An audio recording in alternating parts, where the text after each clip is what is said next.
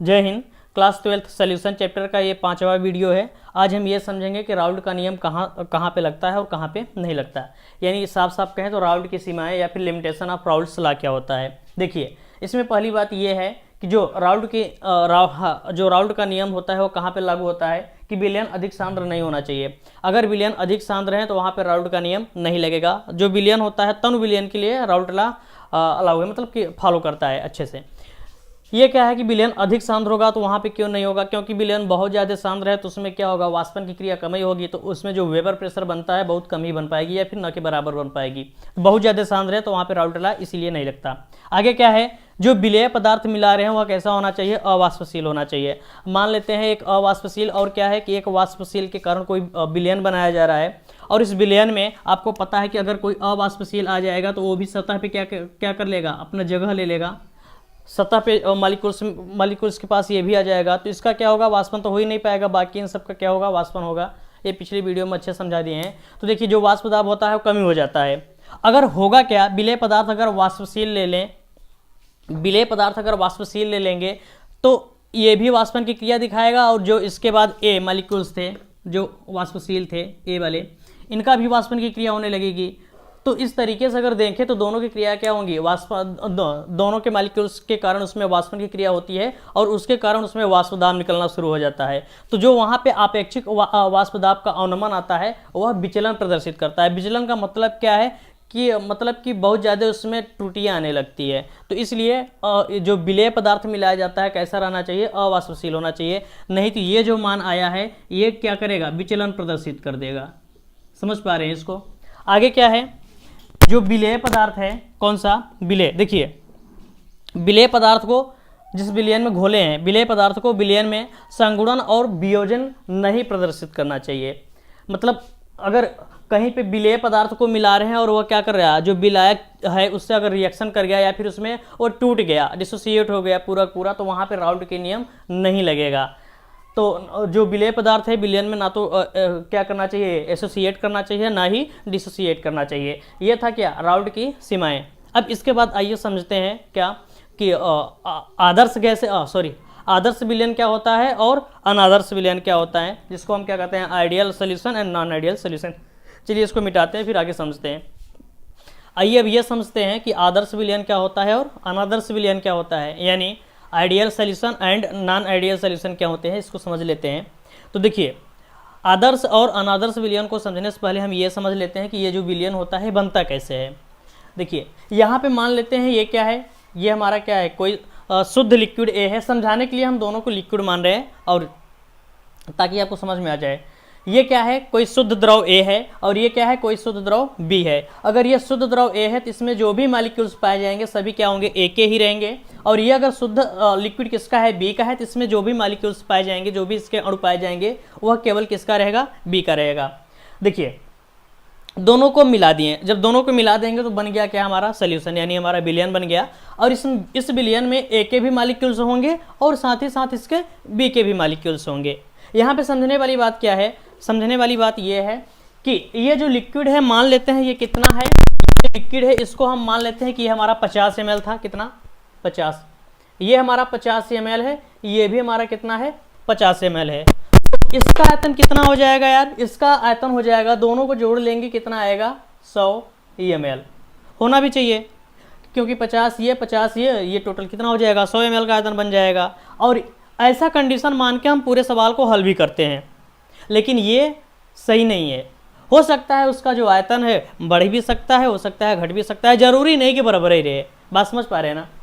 तो इसमें होता क्यों है, ऐसा क्या कारण है। देखिए, यहाँ पे हम ये लिखे हैं कि यदि डेल्टा भी मिक्सिंग का मतलब यह है कि डेल्टा उसके आयतन में परिवर्तन जो होगा, अगर वह 0 आया तो उसे हम क्या कहेंगे, आइडियल सोल्यूशन, यानी उसको हम आदर्श विलयन मानेंगे। आदर्श विलयन में यही कहा जाता है कि जितना इसका आयतन होना चाहिए, जितना इसका आयतन होना चाहिए, दोनों को अगर मिला देंगे तो टोटल का जो आयतन होना चाहिए वो इन दोनों के योग के बराबर होना चाहिए। या इसका अगर हम डेल्टा मिक्स निकालें तो कितना आना चाहिए, 0। डेल्टा मिक्स कैसे निकाला जाता है यार, फाइनल कंडीशन, मतलब फाइनल वॉल्यूम कितना है और इनिशियल में कितना है। फाइनल मिला कितना है 100, इनिशियल में था कितना 50 इसका 50 इसका, दोनों का जोड़ के उसके बाद क्या करेंगे, घटाएंगे तो 0 आएगा। पहली बात तो ये हो गई। आदर्श विलयन उसे कहेंगे जिसका क्या होना चाहिए, और उसका जो मिक्स किए हैं उसका जो वॉल्यूम परिवर्तन है वो कितना आना चाहिए, 0 आना चाहिए। ऐसा क्यों? देखिए आपको एक चीज़ पता है, अगर ये शुद्ध ए के द्रव हैं तो उस शुद्ध ए के द्रव के जो मॉलिक्यूल्स आपस में चिपके होंगे या फिर आपस में बंधे होंगे, वह उसमें एक इंटरेक्शन फोर्स के कारण, जिसे हम क्या कहते हैं, अन्योन क्रिया कहते हैं, एक अन्योन क्रिया के कारण वो आपस में क्या होंगे, बंधे होंगे। ये जो अन्योन क्रिया है इसको हम अट्रैक्शन फोर्स के नाम से भी जानते हैं। अट्रैक्शन फोर्स मतलब किया रहेगा कि एक मॉलिक्यूल्स दूसरे मॉलिक्यूल्स को आपस में अट्रैक्ट करके रखा रहता है, तभी तो ये द्रव इसके क्या रहते हैं, बंधे रहते हैं। दूसरी बात ये कि जो बी होगा उसमें भी क्या होगा, इंटरेक्शन फोर्स लगेगा। और जो विलयन बना है, देखिए शुद्ध ए है तो उसमें ए के बीच इंटरेक्शन फोर्स लगेगा, अगर शुद्ध बी है तो उसमें बी और बी मॉलिक्यूल्स के बीच में क्या लगेंगे, इंटरेक्शन फोर्स यानी अन्योन क्रिया लगेगा या फिर अट्रैक्शन फोर्स क्रिया लगेगा। आगे क्या है, जो विलयन बना है, अब जो विलयन बनेगा ए और बी से मिलके बनेगा, तो उसमें जो आपका इंटरेक्शन फोर्स लगता है वह ए और बी के बीच में लगता है। तो ए और बी के बीच में जो इंटरेक्शन फोर्स लगेगा वो क्या होगा, इसमें भी अन्योन क्रिया होगी। इसमें समझने वाली बात यह है कि अगर ए और ए के बीच में जो क्रिया जितनी बल लग रही है, अन्योन क्रिया, वही हमेशा बराबर होना चाहिए किसके, बी और बी के, और वही बराबर होना चाहिए ए और बी के बीच में।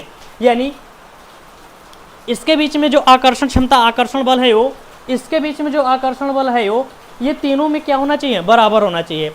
जिसे मान लेते हैं, मान लो ये का बी का कुछ कमी है, और जो विलयन बना है, विलयन बनने के बाद देखिए इसमें कुछ इंटरेक्शन फोर्स अलग तरीके का था, बी वाले में कुछ अलग तरीके का था। जब विलयन बना तो ए और बी आपस में घुले होंगे, तो ए बी एक दूसरे को क्या किए होंगे, इंटरेक्ट किए होंगे, मतलब अट्रैक्ट करके वो आपस में बंधे होंगे। अगर इनका ये जो इंटरेक्शन फोर्स है ज़्यादा हुआ तो उस समय वॉल्यूम का मान क्या हो जाता है, इसमें कमी आ जाती है। क्या हो जाता है, कमी। तो उस समय उसको हम आइडियल सोल्यूशन नहीं कहते हैं। इतना तो समझ में आ गया क्या कि ए और ए के बीच में अन्योन क्रिया यानी अट्रैक्शन फोर्स होगा, बी के बीच अट्रैक्शन फोर्स होगा और ए बी के बीच में अट्रैक्शन फोर्स होगा। अगर ये अट्रैक्शन फोर्स आपस में सेम है, बराबर है, तो ये आइडियल सोल्यूशन होगा। अगर अट्रैक्शन फोर्स इसमें कम ज़्यादा हुआ तो ये नॉन आइडियल होगा। देखिए इसमें एक बात और समझने वाली बात है क्या, कि जो आपका ए द्रव है या फिर ए लिक्विड है, तो इसमें जो आपका अट्रैक्शन फोर्स होगा वो, इसमें आपका जो अट्रैक्शन फोर्स होगा ये बी का, इसमें जो अट्रैक्शन फोर्स होगा ए और बी के बीच में होगा। देखिए चूंकि हम बना क्या रहे हैं, विलयन बना रहे हैं, तो ए और बी को आपस में मिला के उसके बाद क्या करते हैं, हम सोल्यूशन बनाते हैं, ए बी बनता है। देखिए ए और बी को जब आपस में मिलाते हैं तो ये जो ए और ए के बीच में बंध बना रहता है उसको हम क्या करते हैं, तोड़ते हैं। ये टूटेगा, इसका भी जो बॉन्ड बना होगा, आपस में एक दूसरे से बंध बनाए होंगे, उसको भी तोड़ेंगे। तो तोड़ने के लिए हम यहाँ पे क्या करते हैं, एनर्जी देते हैं। इसको हम एनर्जी देंगे यानी ये क्या करेगा, एनर्जी एब्जॉर्ब करेगा। एनर्जी का मतलब यहाँ पे हम हीट ये देंगे, क्या देंगे, हीट, जिसको हम एंथैल्पी कहते हैं। एंथैल्पी क्या करेगा, एब्जॉर्ब करेगा। ये भी एंथैल्पी एब्जॉर्ब करेगा। जो बी है वो भी अपने को क्या मतलब उसको एनर्जी देना पड़ेगा उसके बॉन्ड को तोड़ने के लिए। क्यों तोड़ रहे हैं, ताकि ए और बी मिलके अपना क्या बना ले, ए बी विलयन बना ले। तो ये भी क्या करेगा, एंथैल्पी यानी एच क्या करेगा, लेगा। लेकिन ये जो है ए बी जब आपस में फॉर्मेशन होता है, उसका आपस में जब बन जाते हैं, ए बी कोई सोल्यूशन बनता है, तो उस समय क्या करता है, वह एनर्जी का रिलीज करता है। यानी एंथैल्पी ये क्या करेगा, एंथैल्पी जो होता है उसको ये क्या करेगा, रिलीज कर देगा।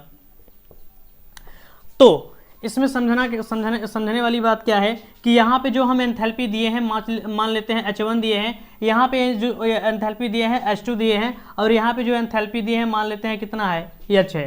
तो देखिए जो इन दोनों को तोड़ने के लिए एंथैल्पी दिया जाता है, जितनी एनर्जी दिया जाती है वो हमेशा बराबर होना चाहिए। जब ये ए बी सोल्यूशन बनता है तो वो जो एनर्जी यानी एंथैल्पी जो करता है क्या, उसको रिलीज करता है, दोनों के क्या होना चाहिए, बराबर होना चाहिए। यहाँ पे हम एक बात ये भी कह सकते हैं कि जो डेल्टा एच हमारा मिक्सिंग आता है, मिक्स डेल्टा एच हमारा जो आता है वो हमेशा क्या होना चाहिए, 0। किसके लिए, आइडियल के लिए।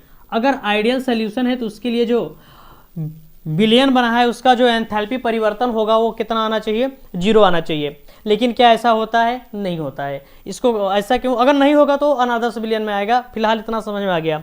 देखिए दो कंडीशन, पहली कंडीशन क्या कि उसका जो वॉल्यूम होना चाहिए वो 0 होना चाहिए, मतलब परिवर्तन उसका कितना आना चाहिए, 0, उसे हम आइडियल कहेंगे।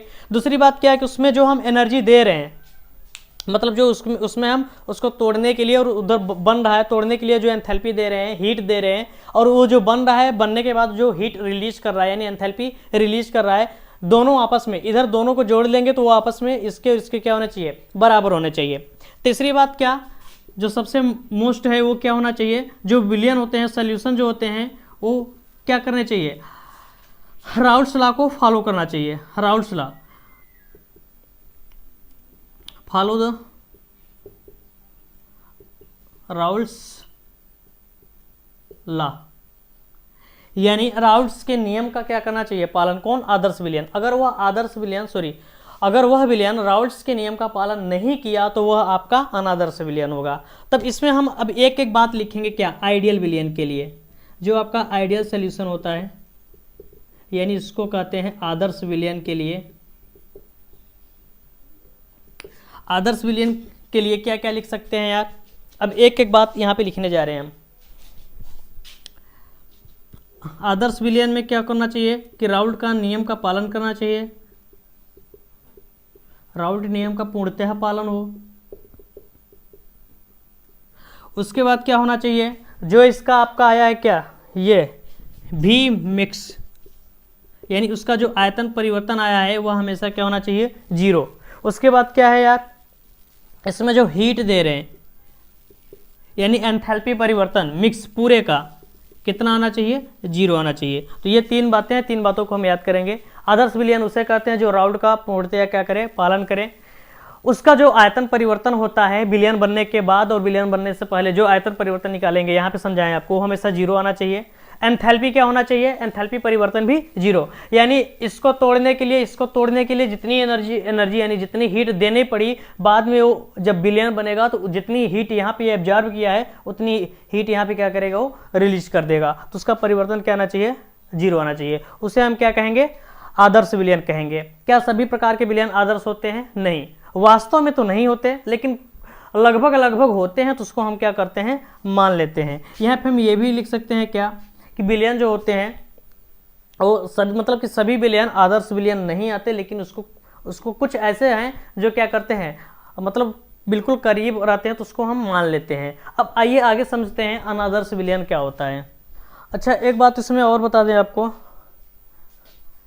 इसमें क्या, अगर हम ग्राफ खींचे इसका आइडियल सोल्यूशन के लिए, तो वो कुछ इस तरीके का होगा। कैसा, देखिए वही पुरानी बात, ग्राफ अगर इसका हम खींचे, तिरछा है क्या,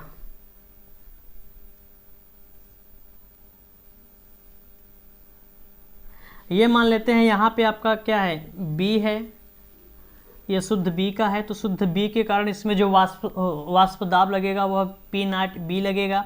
यहाँ पे इसमें इसको 1 मानते हैं, तो इसमें जो A के मॉलिक्यूल्स होते हैं वो 0 होते हैं। वैसे ही मान लेते हैं ये क्या है, आपका शुद्ध A है, तो यहाँ पे A का जो मोल फ्रैक्शन होगा 1 होगा, और यहाँ का जो मोल फ्रैक्शन B का होगा 0 होगा। इसके कारण जो दाब निकलता है वह क्या है, P0A है। शुद्ध के कारण शुद्ध दाब निकलेगा। अब आदर्श है तो इसमें क्या करेंगे, अगर हम A को मिलाएंगे तो इसका जो दाब होगा धीरे धीरे क्या होगा, घटता जाएगा कुछ इस तरीके का, और इसका करेंगे तो इसका भी क्या होगा, ऐसे बढ़ता जाएगा कुछ इस तरीके का। अगर हम टोटल की बात करें तो इन दोनों को क्या करते हैं, ऐड कर लेते हैं, यही होता है क्या, P टोटल, ये आता है आपका PA प्लस PB। देखिए आदर्श विलियन समझ में आ गया। अब हम अनादर्श विलियन की बात करते हैं। अनादर्श विलियन क्या होता है, जो अनादर्श विलियन होता है वह राउल्ट का नियम क्या करता है, राउल्ट का नियम का पूर्णतया पालन नहीं करता, और उसमें जो आपका डेल्टा भी मिक्सिंग आता है वह हमें मतलब 0 नहीं आता, ज़्यादा भी होता है कम भी होता है। और जो उसका ये एंथैल्पी परिवर्तन होता है इसका भी मान जो होता है 0 नहीं आता, ये इसका मान भी या तो ज़्यादा या फिर कम आता है, मतलब 0 से ज़्यादा या फिर 0 से कम आता है। देखिए जो आपका अनादर्श विलियन होता है वह 2 टाइप का होता है, एक को कहते हैं ऋणात्मक विचलन, दूसरे को कहते हैं धनात्मक विचलन, यानी इसको बोलते हैं निगेटिव डेविएशन और इसको कहते हैं क्या, पॉजिटिव डेविएशन। तो इन दोनों को समझ लेते हैं क्या होता है। देखिए जो ऋणात्मक है इसका मतलब ये कि जो हम इसमें जो ऋणात्मक विचलन होता है उसकी खासियत क्या होती है कि उसका जो पूरा टोटल प्रेशर निकलता है वो हमेशा कम ही रहता है, जो हम राउल्ट नियम से निकालते हैं। यानी जो हम एक्सपेरिमेंट, ये क्या है, ये आपका एक्सपेरिमेंट किया गया है, एक्सपेरिमेंट,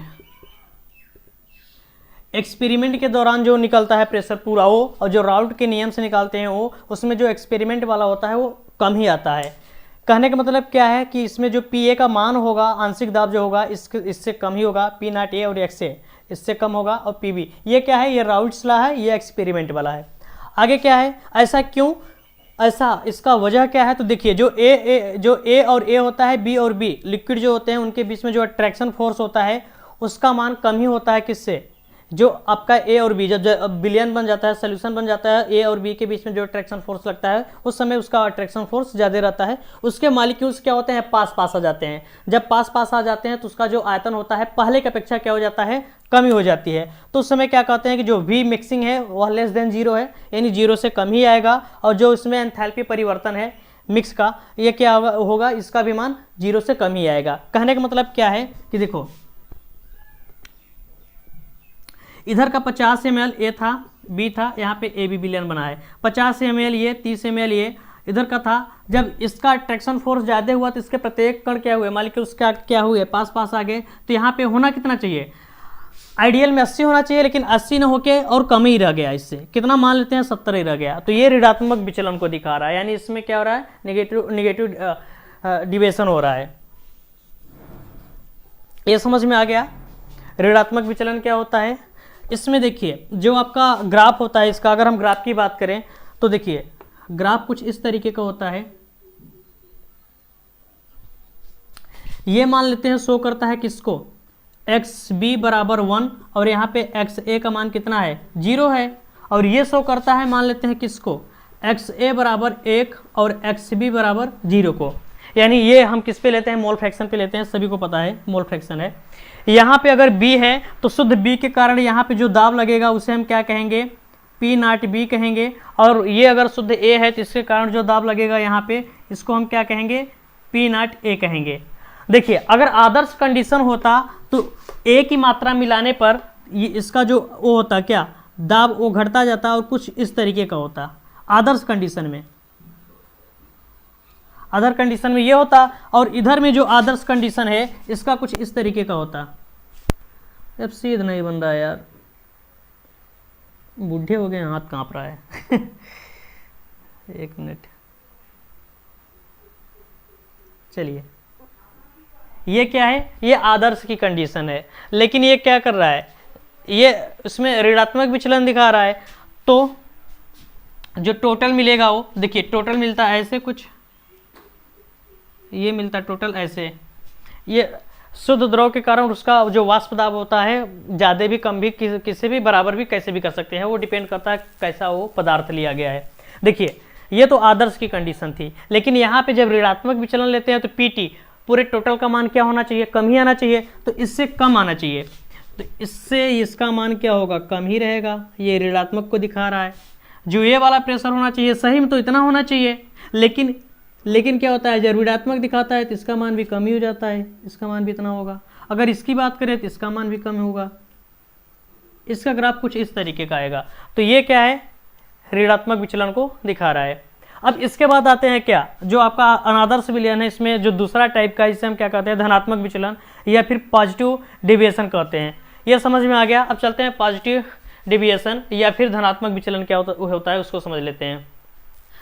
देखिए दूसरा जो है वो कैसा है, धनात्मक विचलन है, यानी ये पॉजिटिव डिविएशन धनात्मक विचलन दिखाता है। कहने का मतलब क्या है कि जितना प्रेशर आता है, जो राउट का नियम होता है, राउट के नियम से जो प्रेशर निकालते हैं उसके प्रेशर से जब ज्यादा वाष्प दाब निकल जाता है तो उसे हम कहते हैं धनात्मक विचलन। और ये ऋणात्मक में क्या था कि जितना सोचा गया था एक्सपेरिमेंट के बाद उससे कम ही मिला, तो वो क्या होगा, ऋणात्मक विचलन। देखिए इस समय क्या होगा, जो पी टोटल होगा वह, जो पी टोटल का मतलब एक्सपेरिमेंट के कारण जो आपका दाब निकला है, पूरा प्रेशर निकला है, उसका मान ये जो राउट के नियमानुसार निकालते हैं इससे क्या होगा, ज्यादा होगा। कहने का मतलब क्या है, जो आंशिक दाब एक्सपेरिमेंट से निकालेंगे वह राउट के नियम से ज्यादा होगा, और आंशिक दाब जो बी का निकालेंगे एक्सपेरिमेंट से वह राउट नियम से क्या होगा, ज्यादा आएगा। इस समय होता क्या है यार कि ए और बी के बीच में, ए और बी के बीच में जो अट्रैक्शन फोर्स लगा रहता है उसमें ज्यादा रहता है, और ए और बी के बीच में जो अट्रैक्शन फोर्स होता है उसमें वो कम ही रहता है। और क्या है, इसमें जो डेल्टा, एक मिनट, इसमें लेस देन था, इसमें जो डेल्टा भी मिक्स होगा वह ग्रेटर देन होगा किससे, जीरो से, यानी जीरो से ज्यादा आएगा। जो एंथैल्पी परिवर्तन होगा वो भी क्या होगा, 0 से ज़्यादा होगा, क्योंकि यह धनात्मक उसको धनात्मक विचलन को प्रदर्शित कर रहा है। अगर हम ग्राफ की बात देखें, देखिए जो ग्राफ है इधर मान लेते हैं आंशिक दाब किसका है, पीबी का है, पीबी का, और इधर आंशिक दाब किसका है, पीए का है, पीए। अगर ये शुद्ध है तो शुद्ध के कारण इसमें पी नॉट भी लगेगा, और ये अगर इधर ये शुद्ध ए है तो इसमें पी नॉट ए लगेगा। अगर इसका आदर्श ग्राफ देखें तो आदर्श ग्राफ ये था, इसको इधर से इधर जाएंगे तो घटता जाएगा, इधर से जब इधर आएंगे मोल फ्रैक्शन इधर ए का बढ़ाएंगे तो पीबी का मान घटता जाएगा और ये कंडीशन पे 0 हो जाएगा। लेकिन ये क्या कर रहा है, धनात्मक विचलन प्रदर्शित कर रहा है, तो इसमें जो धनात्मक होता है वो कुछ इस तरीके का हो जाता है। वास्तव में जो राउल्ट के नियम है उससे कुछ ज़्यादा ये क्या करेगा, विचलन प्रदर्शित करेगा। इतना वाष्प दाब मिला किसका, पीबी का, वैसे सॉरी पीए का। वैसे पीबी का देखें तो पीबी का ये कुछ इतना ही मिलता है, इतना ज़्यादा, और अगर हम पूरा के देखें तो पूरा भी क्या होता है, ज़्यादा मिलता है।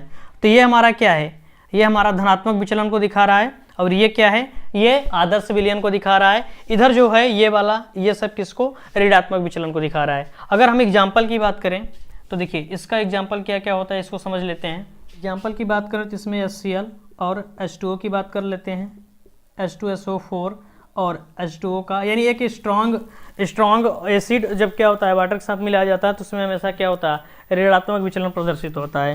और अगर इसमें हम एग्जाम्पल की बात करें तो इसमें एग्जाम्पल की बात में क्या हो सकता है, H2O के साथ बेंजीन ले लेते हैं, H2O + C6H6, और क्या ले लेते हैं, H2O के साथ यानी जल के साथ हम टॉल्यूइन ले लेते हैं, C6H5CH3। तो इसका जो सल्यूशन बनता है वो कैसा, धनात्मक विचलन प्रदर्शित करता है। तो ये समझ में आ गया राउल्ट की सीमाएं क्या होती हैं। उसके बाद क्या था कि आदर्श विलयन किसे कहते हैं, अनादर्श विलयन किसे कहते हैं। अनादर्श विलयन में क्या कौन कौन टाइप से, जो ऋणात्मक विचलन है ये, धनात्मक विचलन है ये, इसको हम अच्छे से समझ लिए हैं। तो आज का लेक्चर यहीं पे समाप्त करते हैं। उम्मीद करते हैं वीडियो अच्छा लगा होगा। तो फिर मिलेंगे नेक्स्ट क्लास में। जय हिंद, जय भारत।